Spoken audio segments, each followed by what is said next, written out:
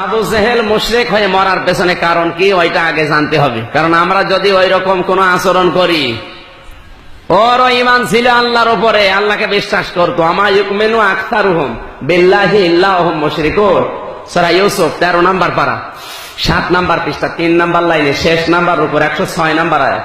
আল্লাহ বলেন ওদের অধিকাংশ ঈমান ছিল, কিন্তু ওরা ছিল মুশরিক। কি ছিল? আজ বাংলাদেশে আমাদের ঈমান আছে, কিন্তু যদি মুশরিকের কোন আকীদা থাকে, ও যদি জাহান্নামে যায়, আমাদেরকে জোরে বলেন। আবু জেহেলের দাড়ি ছিল, জোব্বা ছিল, পাগড়ি ছিল, তসবিহ ছিল হাতে, সবই ওকে। আপনি তো শুধু ভাঙ্গরা মসজিদের ইমাম, ভাঙ্গরা মসজিদের সভাপতি। আবু জেহেল ছিল একেবারে মক্কার সভাপতি। এরপরও মুশরিক হয়ে মরার পেছনে কারণ দুইটা।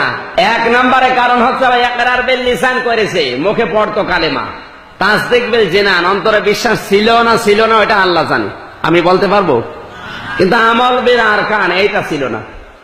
আজ আপনি বাংলাদেশের দিকে তাকান, অনেক হিন্দু পর্যন্ত ইকরার বিল লিসান করে। আমরা যে কালেমা পড়ে মুসলমানের দাবি করছি, অনেক হিন্দু পর্যন্ত কালেমা মুখ দিয়ে পড়ে। আমি নিজে দেখেছি, যখন বরিশালে পড়তাম ছোটবেলায়, লঞ্চে করে যাচ্ছি, নৌকায় করে, হঠাৎ উঠেছে ঝড়, আমরা ভয়ে পড়ছি লা ইলাহা ইল্লাল্লাহ, আর হিন্দু দাদা ও দেখছি পড়ছে লা ইলাহা ইল্লাল্লাহ। ডাক দিয়ে বললাম, দাদা দেখে মনে হচ্ছে অন্য ধর্মের, কালেমা পড়েন মানে মুসলমান হয়েছেন? আমারে বলছে, দেখো ও কালি মালি দিয়ে এখন কাজ হবে না, কারণ যে ঝড় উঠেছে আল্লাহ লাগবে, ওরা জানে যে ও জিনিসের কাজ না। আমার বলছে কালী দুর্গা এখন হবে না, এখন আল্লাহ দরকার। ডাক দিয়ে বললাম, দাদা মুসলমান হয়েছেন কবে? বলে এখনো হয়নি। ওই যে স্বাধীনতা যুদ্ধের সময় মিলিটারির ভয়ে মুখস্থ করে রেখেছিলাম, আজও তাজা রেখে দিয়েছি, না জানি কবে স্টার্ট দিয়া লাগে। হিন্দুও করছে, আবু জেহেল এটা করেছে, এরপরও মুশরিক। কেন? আল্লাহ রাব্বুল আলামিন বলেন, ইয়াকুলুনা হাল লানা মিনাল আমরি মিন শাইইন কুল ইন্নাল আমরা কুল্লাহু লিল্লাহ। সূরা আলে ইমরান 4 নম্বর পারা 9 নম্বর পৃষ্ঠা 3 নম্বর লাইনের 154 নম্বর আয়াত। তাফসিরে তাবারি, তাফসিরে ফি জিলাল কোরআন, তাফসিরে মুনির, তাফসিরে কাবীর, আইসারুত তাফাসির, ফি জিলালিল কোরআন, যতগুলো তাফসির আমি দেখেছি বিশ্ববিদ্যালয়ে, সব মুফাসসির আয়াতের ব্যাপারে একই বক্তব্য দিয়েছেন। আল্লাহ পাক বলেন, নবী, দুনিয়ার মানুষ যদি প্রশ্ন করে, ইয়াকুলুনা হাল লানা মিনাল আমরি মিন শাইইন, দুনিয়া চালানোর জন্য তো আইন তৈরি করতে হবে, পরিবার, সমাজ এবং রাষ্ট্রের জন্য আইনের দরকার আছে না নেই? আইন না থাকলে শৃঙ্খলা থাকে? জোরে বলে। বাংলাদেশে যতটুকু আইন আছে, এটা যদি না থাকতো আজ কিন্তু আমরা বসবাসী করতে পারতাম না। যেখানে আল্লাহর আইন চলে না, ওই জায়গায় বিশৃঙ্খলা। হে নবী, মানুষ কিন্তু আপনাকে বলবে, পরিবার, সমাজ এবং রাষ্ট্র চালাতে তো আইন লাগে, এর কোন অধিকার আমার আল্লাহ আমাকে দিয়েছে। আপনি বলুন, ইন্নাল আমরা কুল্লাহু লিল্লাহ, আইন তৈরি করা এই ক্ষমতা দুনিয়ার কাউকে আল্লাহ দেয়নি, এটা শুধু আমার আল্লাহর দায়িত্বে। পৃথিবীর কাউকে দায়িত্ব আল্লাহ দেয়নি, এ অধিকার কার? জোরে বলেন। আপনার পরিবার কোন নিয়মে চলবে, আপনার সমাজ কোন নিয়মে চলবে, রাষ্ট্র কোন বিধানে চলবে, এই যে আইনগুলো, এই নিয়ম নীতিগুলো দুনিয়ার কারো হাতে আল্লাহ দেয়নি। কারণ আল্লাহ যদি কাউকে দিত, ও হয় ব্যক্তি স্বার্থে, নাই দলীয় স্বার্থে, নাই দিয়ে নিজের স্বার্থে আইন বানাতো। জোরে বলুন। আজ পৃথিবীতে অনেকে নিজের স্বার্থে, দলীয় স্বার্থে, ব্যক্তি স্বার্থে আইন তৈরি করে, এই জন্য আপামর জনতার ক্ষতি হয়। আপনি কি রাগ করলেন? আল্লাহ এই অধিকার কাউকে দেয়নি। আল্লাহ ভালোভাবে জানে মানুষের মন সংকীর্ণ, ওকে দিলেও হয় নিজের স্বার্থে বানাবে। আমার এতদিন টিকে থাকা লাগবে, কিভাবে থাকা যায় ওইটা দেখে দেখে আইন বানাতো। আজ যেমন বানানো হয়েছে,